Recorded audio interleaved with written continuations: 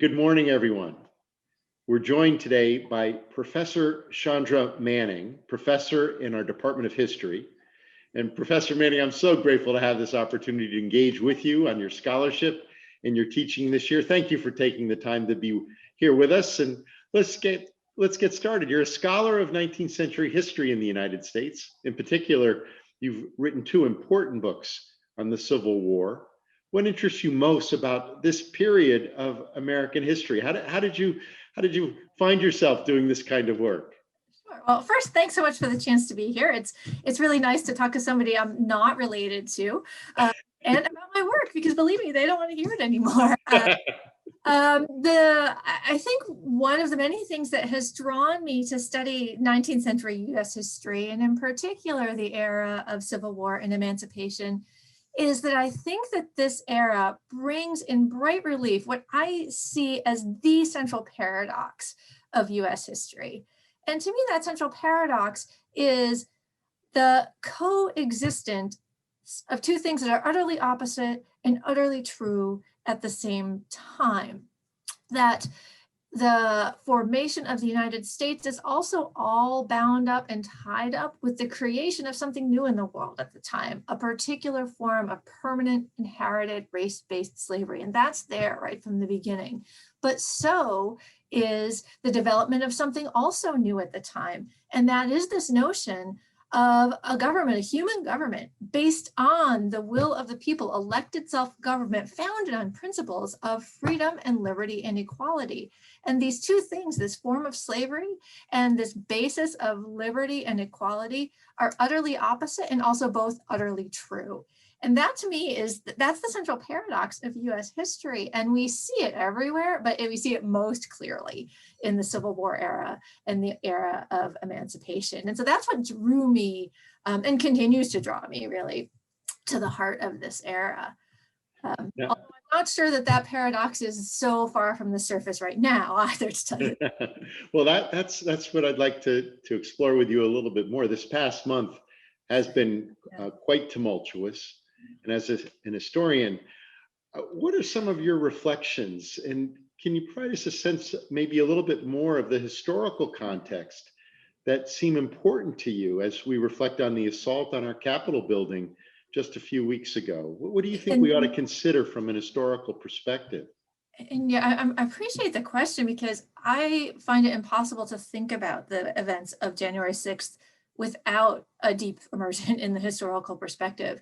When I saw the Confederate battle flag in the United States Capitol, something that did not ever happen during the Civil War itself, two things. One, I felt physically sick, but two, my mind was immediately cast back to the morning of November 9th, 2016. It was after the election of 2016. And my then 6-year-old woke up and asked who won the election, and I told him, and he started to cry, and he said, now the Confederates are going to win. And at the time, it felt like a little kid not having a great sense of past and present. But at that moment, on January 6th, those comments felt very prescient to me in a really a spooky and eerie way, because the parallels between the two scenarios are really, really distinct. They're not coincidence. I think in both situations, we got an up-close glimpse of the threat that violent white supremacy poses to elective self-government, this experiment in government, which is never fully decided. And I'd like to walk through those parallels a little bit with you if I could. Sure. And they both hinge on this notion of the miracle that is elected self-government. It works if and only if all parties agree to abide by election results, even when they don't like them. And if we don't have that shared agreement, there is no basis for elected self-government. And that's why in so many cases in world history, it hasn't worked.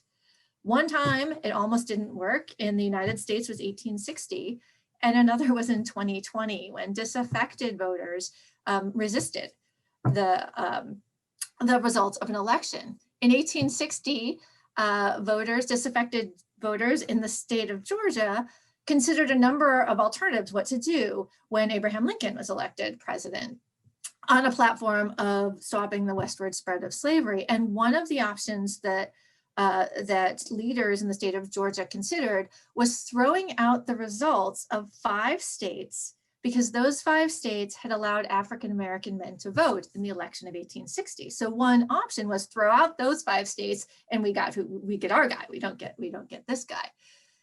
And there's an eerie and ironic parallel to our 2020 election, in which there was a concerted effort to throw out the results of 5 states. One of which, ironically, was Georgia, in which an historic African-American turnout helped determine the outcome. So the parallel between those two things I find a little bit eerie. So what happened? Well, the throw out the votes didn't work in either case. So in 1860, what disaffected voters did instead was tear the nation apart and found a new one on the cornerstone, in the words of their own vice presidents. Our cornerstone rests on the great truth that the Negro is not equal to the white man. Violent white supremacy literally tried to tear apart the United States out of dissatisfaction over election results. So when I saw armed insurgents in the Capitol on January 6th, many of them brandishing symbols of white supremacy, it was a far more vivid reminder than I think any of us really should be comfortable with, that violent white supremacy remains a threat to elected self-government. It was in the 1860s, it can still be and was on January 6th in our own time. So that's the context in which I see the fragility of self-government, and in particular, the threat that white supremacy poses to it. Thank you. Thank you. Now, you're teaching virtually. Yes. This semester, you're teaching a course called Hometown History, yes, which is, as you put it in your course description, remote by design. Indeed. Tell us a little bit about the course and what are some of the opportunities you're discovering in teaching history remotely? I'm glad you used the term opportunities, because remote by design, where that arises from is we all made the quick pivot in March to teaching remotely from teaching in the classroom. And my initial thought was, let's keep things as normal as possible. Let's try and make this remote learning feel just like in person, except on your computer.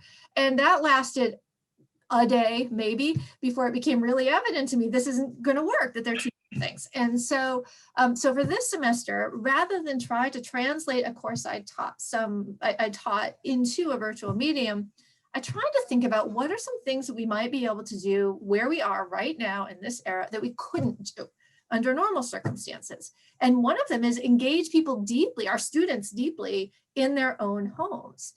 And so hometown history assumes students are scattered, and they are. I've got students from South Korea to Rockville, Maryland. They really do span the globe.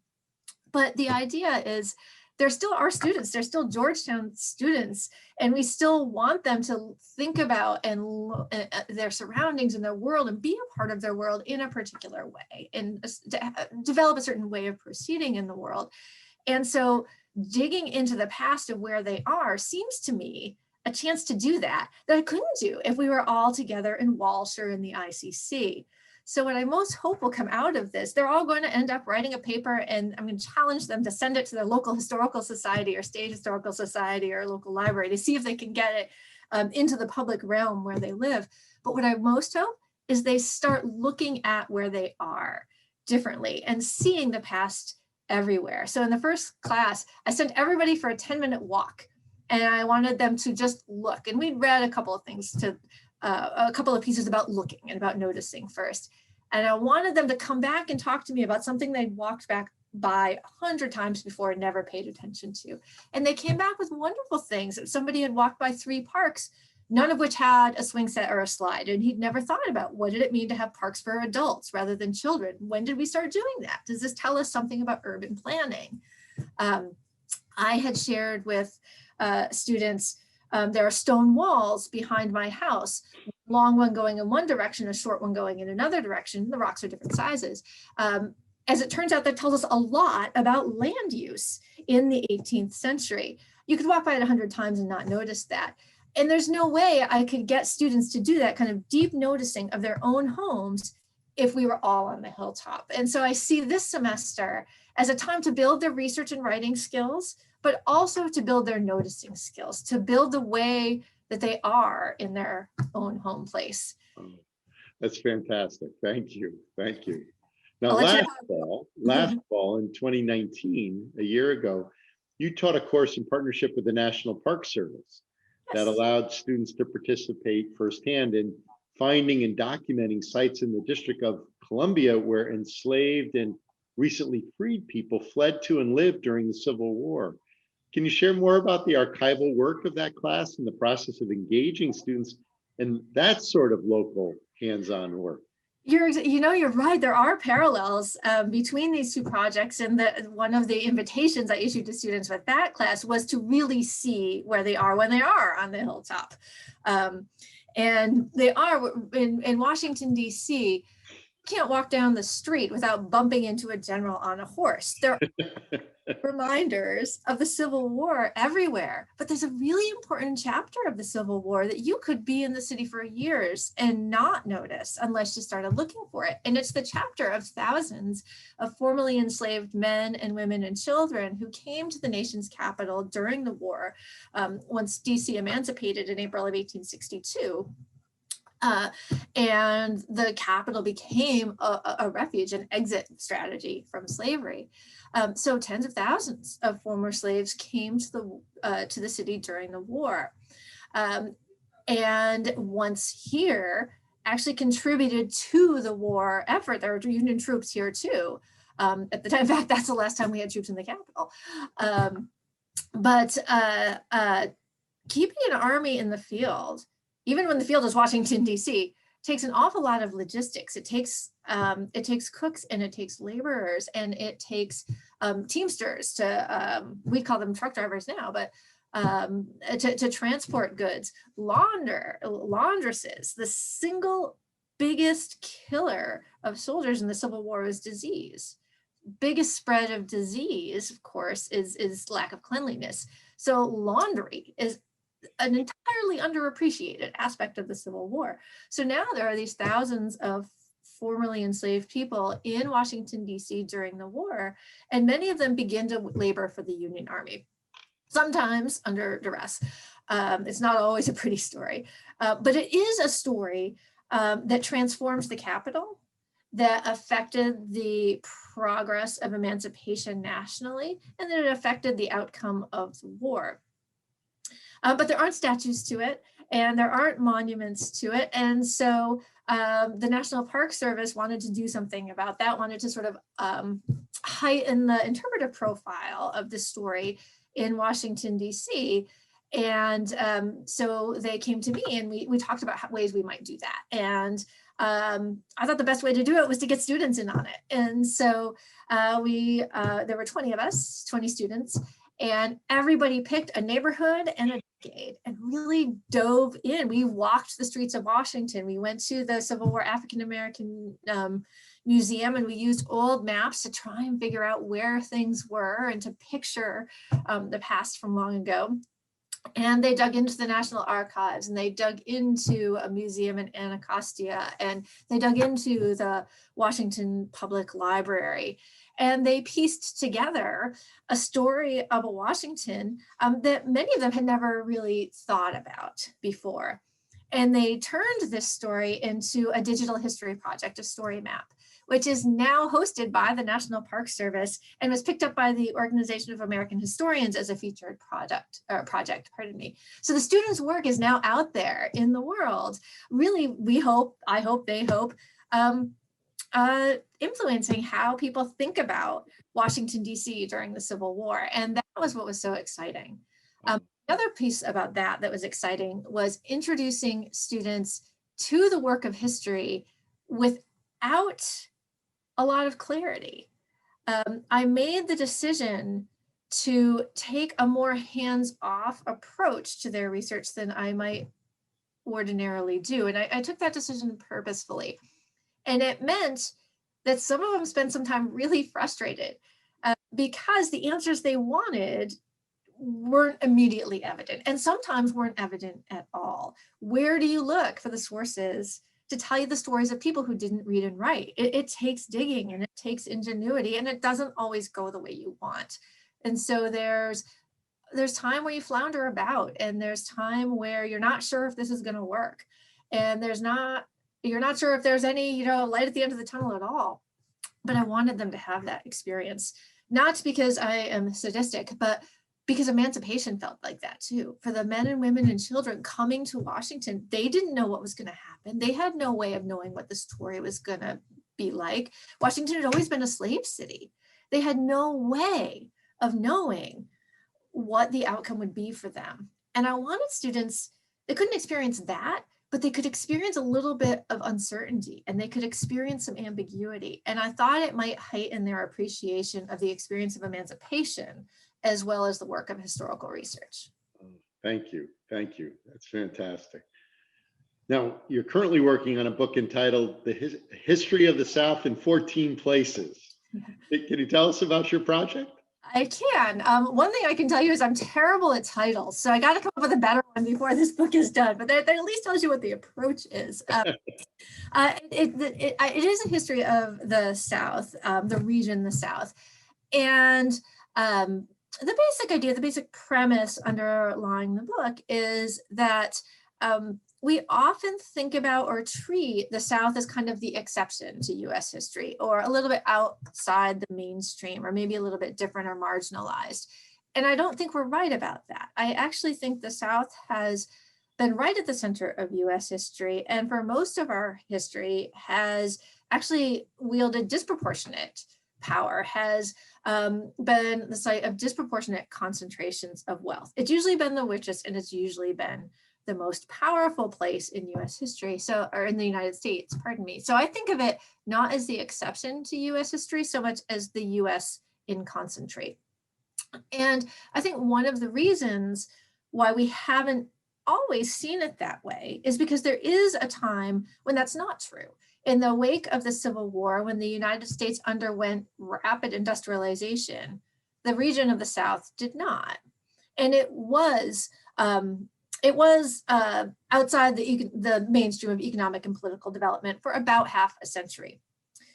That half a century is the half century in US history that we've taken to be the norm, and everything else is the exception.